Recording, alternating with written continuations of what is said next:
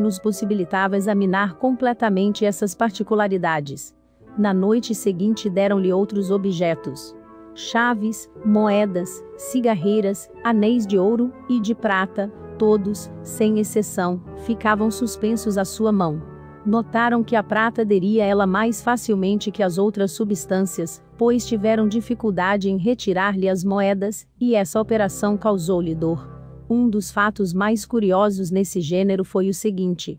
Sábado, 11 de novembro, o oficial que estava presente deu-lhe seu sabre com o tiracolo, pesando ao todo 4 libras, conforme verificação feita, o conjunto ficou suspenso pelo dedo do médium, balançando-se por bastante tempo. O que não é menos singular, é que todos os objetos, qualquer que fosse a matéria de que eram feitos, também ficavam suspensos. Essa propriedade magnética comunicava-se pelo simples contato das mãos às pessoas suscetíveis da transmissão do fluido. Disso tivemos vários exemplos. Um capitão, o senhor Cavaleiro de Zentiner, então servindo na guarnição de Berbisaberno, testemunha desses fenômenos, teve a ideia de pôr uma bússola perto da menina, para observar suas variações.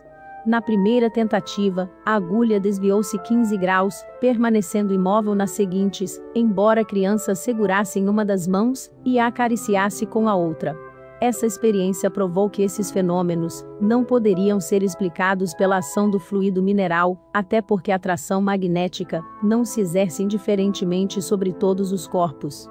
Habitualmente, quando a pequena sonâmbula se dispunha a iniciar suas sessões, chamava ao quarto todas as pessoas que lá se encontravam.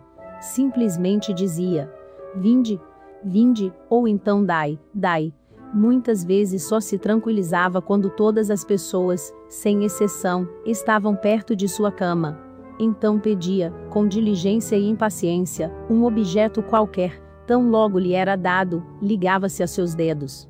Frequentemente acontecia que 10, 12 ou mais pessoas estavam presentes e cada uma lhe apresentava vários objetos.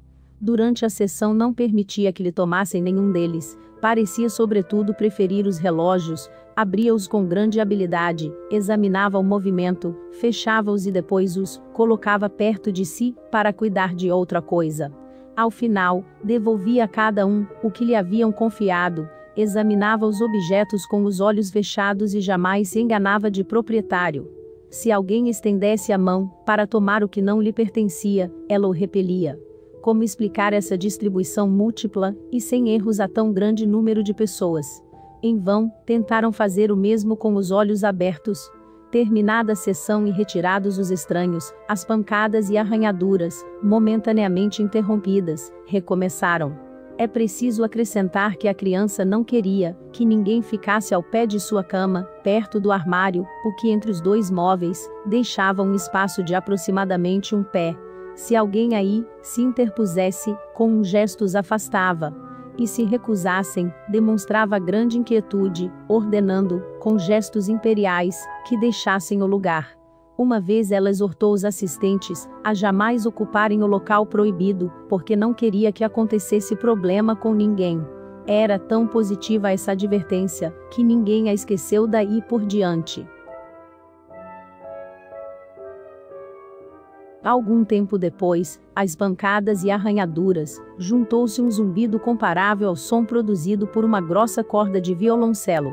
Uma espécie de assobio misturava-se a esse zumbido. Se alguém pedisse uma marcha ou uma dança, seu desejo era satisfeito. O músico invisível mostrava-se muito complacente.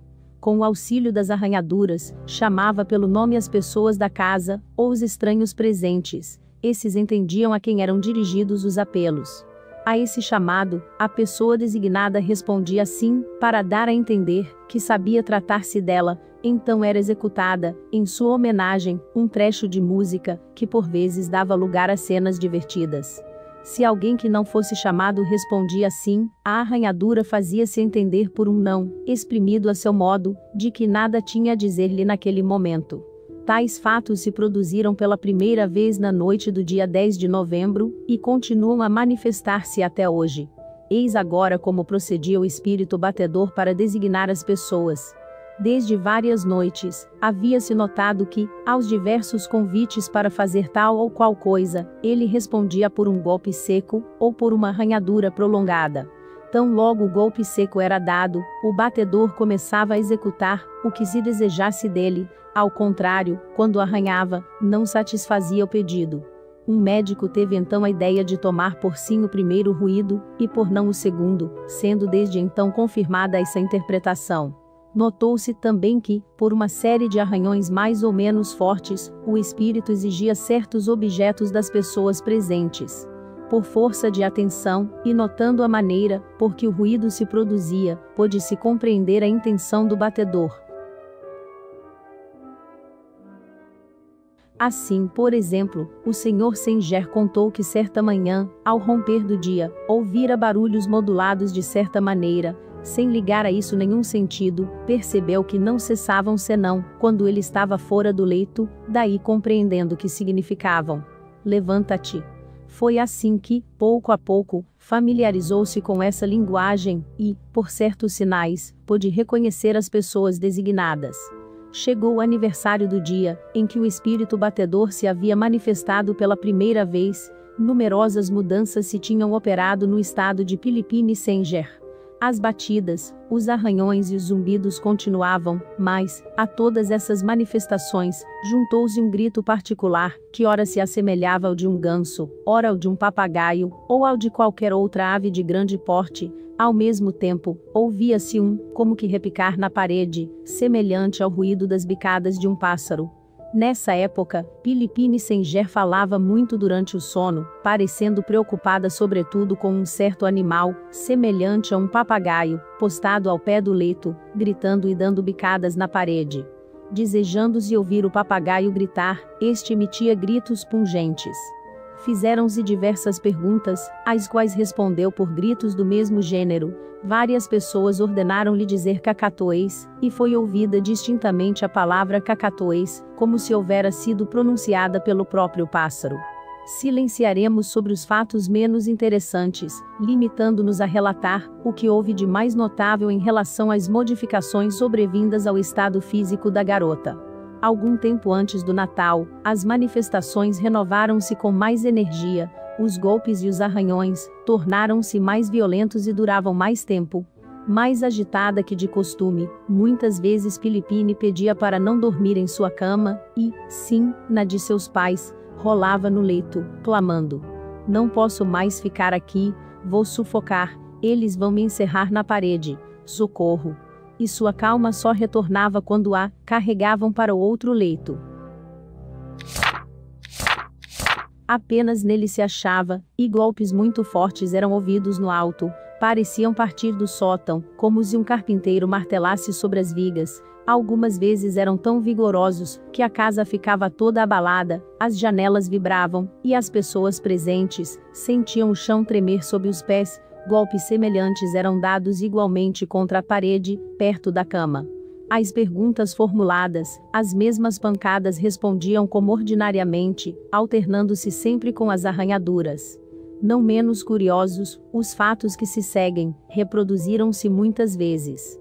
Quando todo o ruído havia cessado, e a menina repousava tranquilamente em seu pequeno leito, viram-na muitas vezes prostrar-se, e unir as mãos, mantendo fechados os olhos. Depois virava a cabeça para todos os lados, ora à direita, ora à esquerda, como se algo extraordinário atraísse sua atenção.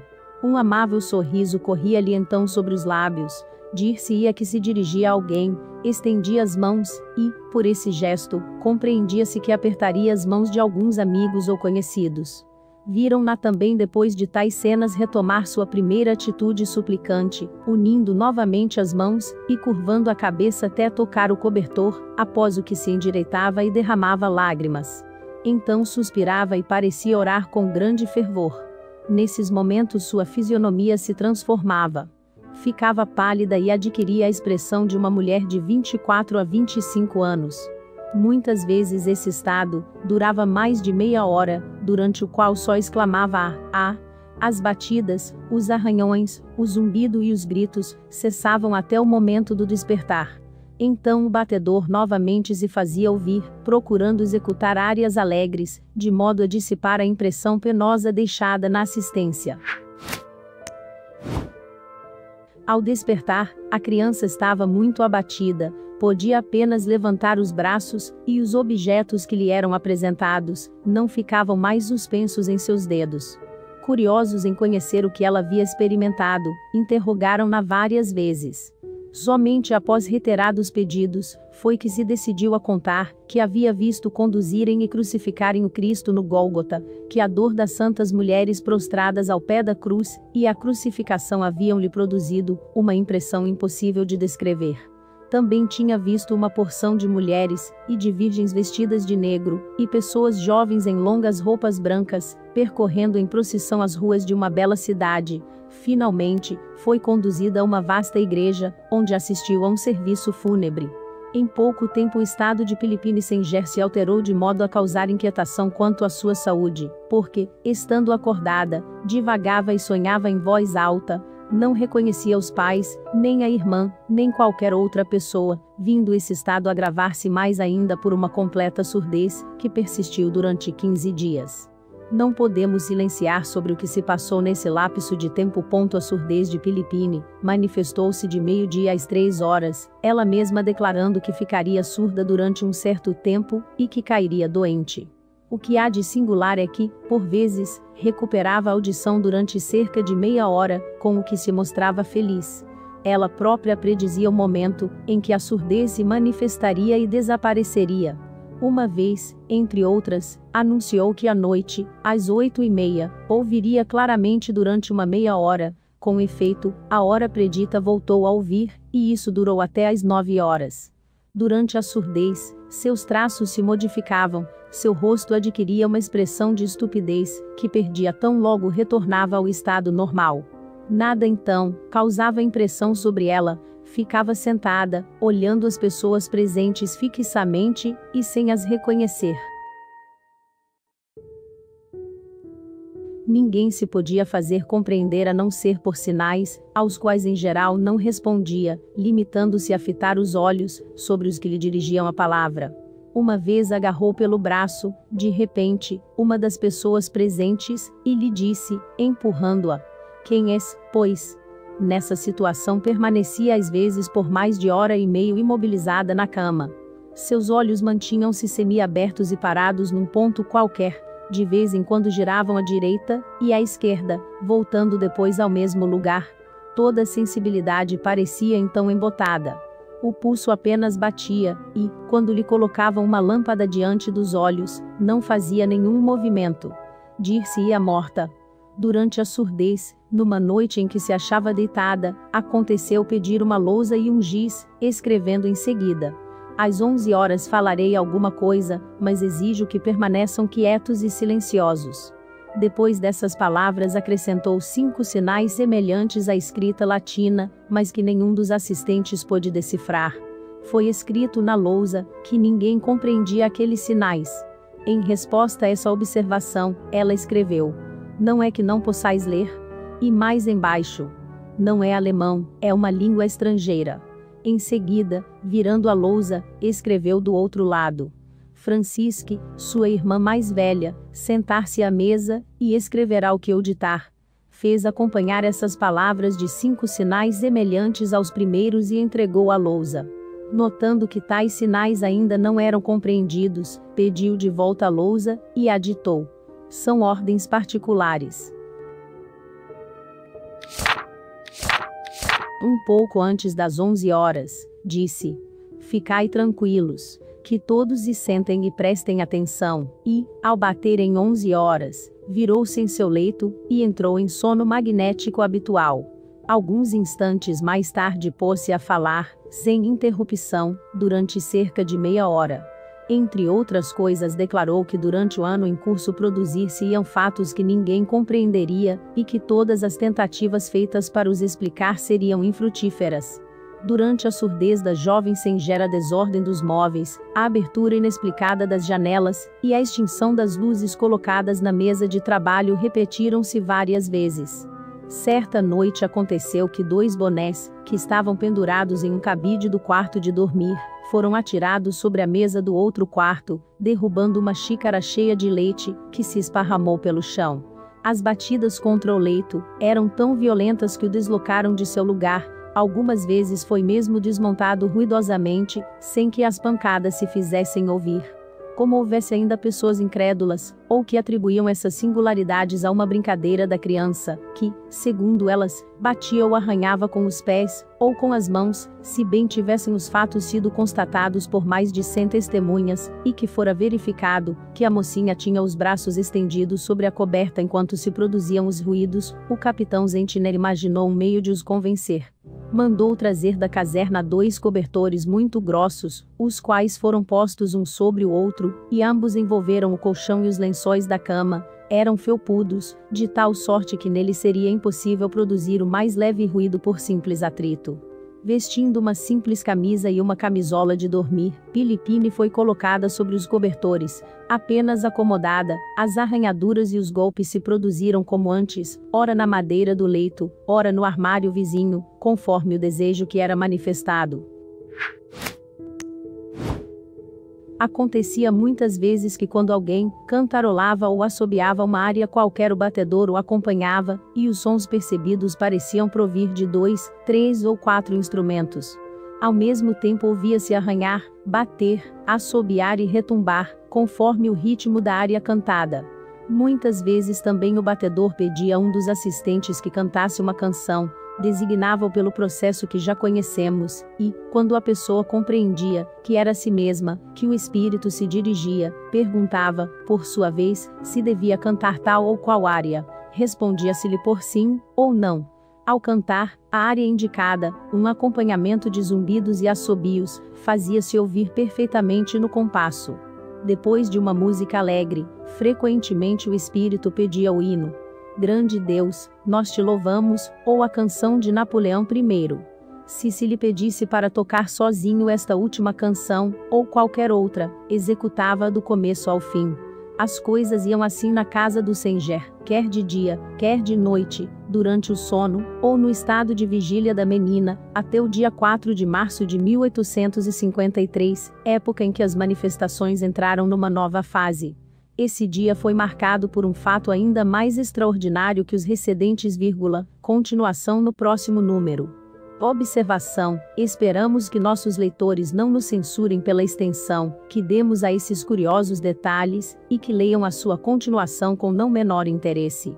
Faremos notar que esses fatos não nos vêm de além março, cuja distância é um grande argumento, pelo menos para certos cépticos, nem mesmo vem de além Reno, porquanto se passaram em nossas fronteiras, quase sob nossos olhos, e há 6 anos apenas. Como se vê, Pilipine Senjer era uma médium natural muito complexa, além da influência que exercia sobre os fenômenos bem conhecidos dos ruídos e movimentos, era uma sonâmbula estática. Conversava com seres incorpóreos que via, ao mesmo tempo via os assistentes, e lhes dirigia a palavra, embora nem sempre lhes respondesse, o que prova que em certos momentos se achava isolada. Para aqueles que conhecem os efeitos da emancipação da alma, as visões que relatamos, nada tem que não possam ser explicadas facilmente.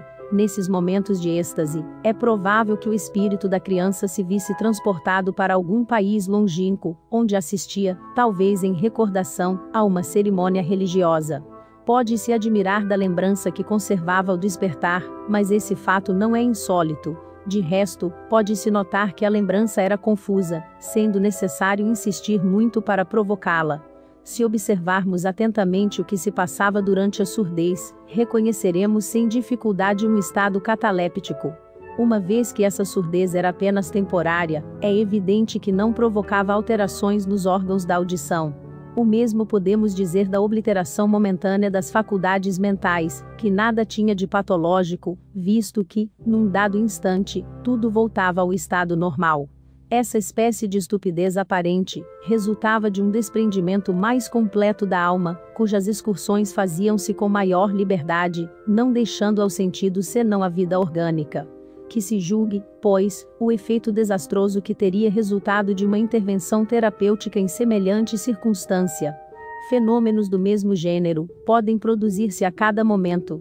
Não saberíamos, nesse caso, recomendar maior circunspecção. Uma imprudência pode comprometer a saúde e até mesmo a vida. Apoie este canal para que possamos manter nosso projeto de distribuir audiolivros de qualidade gratuitamente para todos. A sua ajuda é